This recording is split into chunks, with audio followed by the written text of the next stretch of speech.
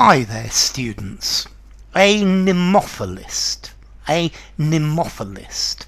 I guess a Nemophilist feels Nemophily.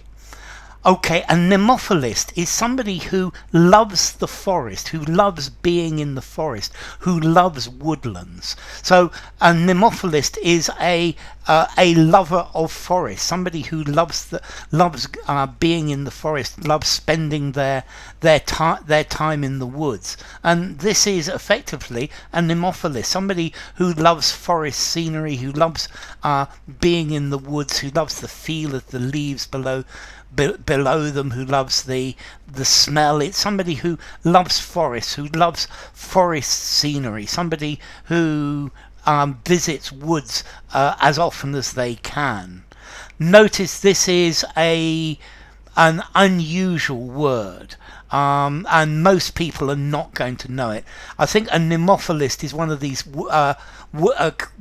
words for a word collector. It sounds like a Trivial Pursuit question, but it's a good word. Yeah, a Nemophilist. This is somebody who really likes being in the woods. I'm very fond of being in the woods as well. Okay, so a Nemophilist, somebody who really enjoys the forest, somebody who loves being in the woods, loves being in the trees and seeing all the trees and the wildlife and the things in the woods. Okay, as to formality, this is an unusual word. I would probably say it's literary or something very formal. So I'm going to give it 8.5 in formality.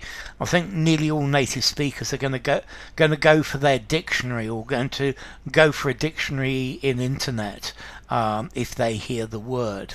And then as to origin, well, okay, the philist is somebody who loves things, who is very fond of things, and I guess the Nemo the Nemoph bit, or the Nemo bit, is linked with the forest.